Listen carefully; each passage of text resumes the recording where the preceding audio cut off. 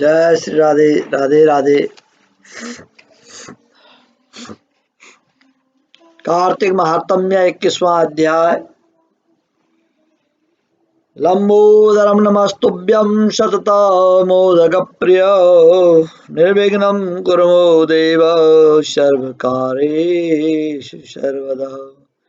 विघ्नेश्वराय वरदाय सुरप्रियाय लंबोदराय सकलाय जगद्धिताय नागार्णाय यज्ञविभूषिताय गौरीसुताय गणनाथ नमो नमस्ते। लंबोदरं नमस्तुभ्यं सततमोदकप्रिय निर्विघ्नं कुरु मो देव सर्वकार्येषु सर्वदा। सर्वमांगल्ये शिवे सर्वार्धसाधिके शरणे त्र्यंबके गौरी नारायणी नमोस्तुते। गुरुर्ब्रह्मा गुरुर्विष्णु गुरुर्देवो महेश्वर गुरु साक्षात् परं ब्रह्म तस्मै श्री गुरुभ्यो नमः। अखंडं मंगलाकारं व्याप्तं येन चराचरो तत्पदं दर्शितं येन तस्मै श्री गुरुभ्यो नमः। बोले सद्गुरु महाराज की जय। कृष्ण बलदेव महात्म्य की जय। सत्य परंपरा की जय। कार्तिक महात्म्य 21वां अध्याय। राजा पृथु ने पूछा, हे नारद जी, कृपा करके अन्नकूट तथा गोवर्धन का महात्म्य कहिए। तब नारद जी कहने लगे कि कार्तिक शुदी एकम को गोवर्धन पूजा अन्नकूट होता है। दीपावली के अगले दिन अन्नकूट गोवर्धन पूजा होती है। इस दिन पृथ्वी पर गोबर का गोवर्धन बना करके उसका पूजन करें, अन्नकूट बनाएं, पहले ब्राह्मणों को भोजन करावें, फिर बंधु बांधवों को भोजन कराएं, फिर स्वयं भोजन करें। गौ तथा वृषभ नंदी की पूजा करें, बैलों की पूजा करें। दिन के तीसरे भाग में मार्ग पालिका बांधें। इसी दिन जामात त्रजवाई का पूजन भी होता है। पृथु पूछने लगे कि हे नारद जी, सर्वप्रथम यह पूजन किसने किया, यह कहिए। तब नारद जी बोले कि समुद्र मंथन के समय जब लक्ष्मी जी समुद्र से उत्पन्न हुई, तब वह विष्णु से विवाह हुआ। लक्ष्मी जी का विवाह विष्णु भगवान से हुआ।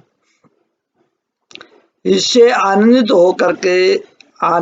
होकर के समुद्र ने भगवान की स्तुति की, क्योंकि समुद्र की पुत्री है लक्ष्मी। तब समुद्र ने भगवान की स्तुति की, प्रार्थना की। तब विष्णु ने कहा कि वरदान मांगो। यह सुनकर समुद्र ने कहा कि हे भगवान, आप लक्ष्मी जी सहित मेरे यहाँ निवास करो। जब समुद्र की प्रार्थना से भगवान प्रसन्न हो गए, तब भगवान ने समुद्र को कहा कि कुछ वरदान मांगो। तब समुद्र ने कहा, प्रभु, लक्ष्मी जी सहित आप कुछ टाइम, कुछ महीने, कुछ समय आप मेरे समुद्र में निवास करो। तब विष्णु ने कहा, ऐसा ही होगा, ऐसा वरदान दिया। उसी दिन से दामाद का पूजन आरंभ हुआ। जो कोई कार्तिक शुदी एकम को दामाद का पूजन करता, वह सब पापों से छूट जाता है। गोवर्धन पूजा के दिन बोला दामाद का पूजन भी करना चाहिए। गौरी लक्ष्मी अन्नकूट वाले दिन बेटी का, दामाद का, ब्राह्मणों का, संतों का पूजन करना चाहिए। और गौ को बढ़ाने के लिए शुभ कार्य करने चाहिए जिससे जिस प्रकार से गौ माता बढ़े। जब तक गौ बचेगी तभी तक ये संसार बचेगा। क्यों? गौ वेदों की माता है, देवताओं की माता है, भगवान की माता गौ है। गौ बचेगी तो संसार बचेगा, देश बचेगा, संसार बचेगा। गौ नहीं बचेगी तो सारा सृष्टि में प्रलय आ जाएगी। पर लेकिन कलिकाल में सब लोग भूल चुके हैं गौ माता को। सिर्फ कलिकाल में लोगों के लिए गौ माता एक पशु के समान है। जो वेदों की माता है, भगवान की माता है, कलयुग के प्राणी हम लोगों ने गौ को पशु बना दिया है। इसलिए गौ को समझें, गौ माता की सेवा करें। अब तो काफी लोगों के अंदर जागृति आ गई है। गौ क्रांति के अग्रदूत संत गोपाल मणि महाराज जी ने बहुत क्रांति लाई है देश में विदेशों में गौ माता को बचाने का, गौ माता को राष्ट्र माता बनाने का उनका जो सपना है और जो प्रयास कर रहे हैं सारा देश कि गौ माता को राष्ट्र माता बनाया जाए। क्यों? जो चीज राष्ट्र की संपत्ति बन जाती है, राष्ट्र का प्रतीक बन जाता है, उसको कोई भी हानि नहीं पहुंचा सकता है। जैसे मोर है, मोर को कोई हानि पहुंचाएगा तो सीधे जेल जाएगा। बाघ है, चीता है, शेर है। उसी प्रकार से गौ माता को भी राष्ट्र माता बनाना चाहिए।